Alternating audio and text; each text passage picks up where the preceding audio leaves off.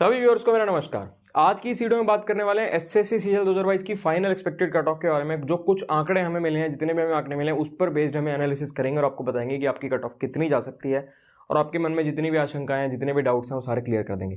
लेकिन उससे पहले एसएससी सीजीएल 2021 में जितने भी सिलेक्टेड लोग हैं, सिलेक्टेड एस्पिरेंट्स हैं, उन सबको, अब तो वो सिलेक्टेड एस्पिरेंट्स तो पहले थे, अब वो ऑफिसर्स बनने वाले हैं, तो उन सबको मैं बहुत बहुत मुबारक देना चाहता हूँ। कॉन्ग्रेचुलेशन सबको। अगर आप में से कोई भी अपनी जर्नी शेयर करना चाहता है, अपनी स्ट्रैटेजी शेयर करना चाहता है हमारे व्यूअर्स के साथ और उन तक पहुँचाना चाहता है, तो आप हमें मेल कर सकते हो। हमारे चैनल के अबाउट सेक्शन में आपको मेल आईडी मिल जाएगी। आप हमें मेल करोगे, हम आपको बताएंगे कि आपको अपनी वीडियो कैसे शेयर करनी है। तो अब हम फटाफट से बात कर लेते हैं कट ऑफ के बारे में। इसमें जितने भी आंकड़े मिले हैं उन सबको हम डिस्कस करेंगे। जो जो इंपॉर्टेंट फैक्टर्स हो सकते थे कि टफेस्ट शिफ्ट कौन सी थी, ईजीएस्ट शिफ्ट कौन सी थी, लेवल में क्या डिफरेंस रहा, क्या नॉर्मलाइजेशन होगा, कंप्यूटर में क्या हुआ, कितने लोग कंप्यूटर में फेल हो रहे हैं, टाइपिंग में क्या रहा, जो साउथ में पोस्टिंग कितने मार्क्स पर, नॉर्थ में पोस्टिंग कितने मार्क्स पर, मतलब जितनी भी चीज़ें मेरे माइंड, जहाँ तक मेरा दिमाग चल सकता है ना, मैं वो सारी चीज़ें बात कर लूँगा। लेकिन उससे पहले ना एक बहुत ही इंपॉर्टेंट बात मैं करना चाहता हूँ। मेरे पास बहुत समय से ना मैसेजेस आ रहे हैं कि सर हमारा इतना स्कोर बन रहा है, उतना स्कोर बन रहा है, हम पोस्ट प्रेफरेंस क्या भरें।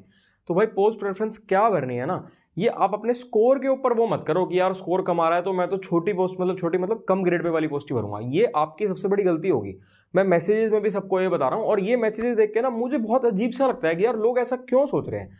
आपके चाहे कितने भी मार्क्स हों, 370 हो, 350 हो, 300 हो, 280 हो, कितने भी हो, आपको अपनी पोस्ट प्रेफरेंस उस हिसाब से ही भरनी चाहिए जो आपका एम है।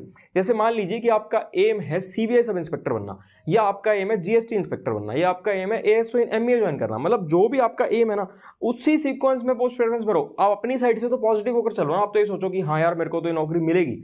आप पॉजिटिव होकर चलो। पहली, दूसरी, तीसरी, चौथी, पांचवी, छठी, सातवीं पोस्ट प्रेफरेंस होती ही इसलिए कि मान लो आपको शुरू की 8 पोस्ट नहीं मिलती या शुरू की 10 पोस्ट नहीं मिलती, तो 11वीं पोस्ट आप लोगों को मिल जाएगी। तो आप लोग कम मार्क्स होने की वजह से कम ग्रेड पे वाली पोस्ट मत भरो। हाँ, लेकिन अगर ये हो कि होम पोस्टिंग चाहिए, कि यार इतने मार्क्स पर मान लो मैंने जीएसटी इंस्पेक्टर भर दिया, तो जीएसटी इंस्पेक्टर मिल तो जाएगा, लेकिन दिल्ली नहीं मिलेगा, मिलेगा साउथ में, और मुझे रहना है दिल्ली में, तो मैं टीए भर देता हूँ। वो एक अलग मैटर है, उसमें आप लोग भर सकते हो, उसमें कोई दिक्कत नहीं है। लेकिन अगर कहीं भी रहने की दिक्कत नहीं है, ऐसा कोई इशू नहीं है, तो ये मत सोचो कि कम नंबर है तो कम ग्रेड पे वाली पोस्ट भरूंगा।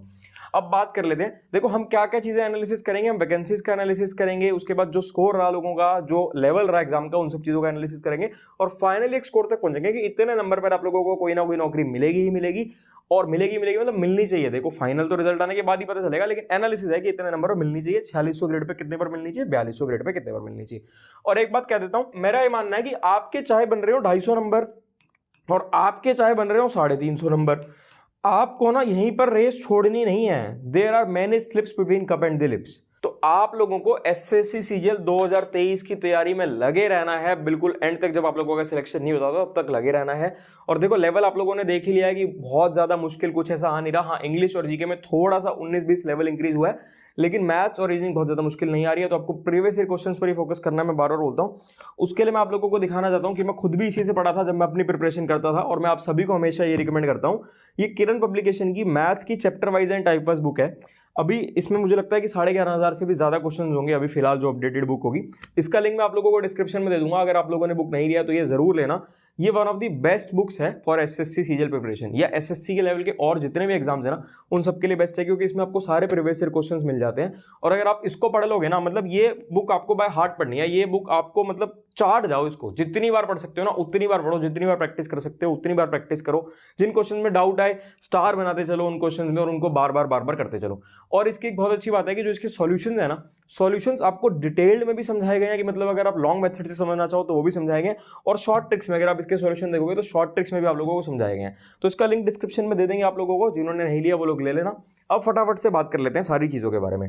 देखो अगर मैं वैकेंसीज के बारे में बात करूँ ना, तो ये मैंने 18, 19, 20 और 22 की वैकेंसीज लिख दी हैं आप लोगों के आगे। ये आप लोगों को दिख रहा होगा 18, 19, 20 और 22 की टोटल वैकेंसीज हैं। उसके नीचे ये यूआर की वैकेंसीज हैं। अब हम बात करने वाले हैं कि कितनी कट ऑफ जाएगी। हम पहले यूआर की बात करेंगे, उसके बाद सबकी मतलब कितनी कट ऑफ जाएगी उसके बारे में हम लोग डिस्कशन करेंगे। और टफेस्ट शिफ्ट क्या थी? देखो टफेस्ट शिफ्ट ना वैसे तो कोई बहुत ज़्यादा मुश्किल, मतलब बहुत ज़्यादा वेरिएशन देखने को नहीं मिला, लेकिन थोड़ा बहुत अगर हम कहें तो जो हमें आंकड़े मिले उन आंकड़ों के हिसाब से मुझे लगता है कि 3 तारीख वाली जो शिफ्ट थी ना, वो थोड़ी सी इन बाकी शिफ्ट से थोड़ा सा इसका लेवल ज़्यादा लग रहा है। अब उसके पीछे भी एक कारण है। 3 तारीख में लोग कम स्कोर कर पा रहे हैं, तो ये कहना मतलब हम ये नहीं कह सकते कि बहुत मुश्किल था पेपर। कम स्कोर करने के पीछे और एक ये रीजन भी हो सकता है कि ये पहला दिन था। नए पैटर्न के हिसाब से जो आप लोगों का पेपर हो रहा है, पहला दिन था। पहले दिन के बाद थोड़ा सा लोगों को आइडिया लगा कि किस टाइप का पेपर आ रहा है, तो उस हिसाब से लोगों का थोड़ा सा मतलब चेंजेस हुए। लेकिन फिर भी देखो कम स्कोर रहा लोगों का, तो नॉर्मलाइजेशन का सबसे ज्यादा फायदा देखने को मुझे ऐसा लगता है कि 3 तारीख को ही मिलेगा।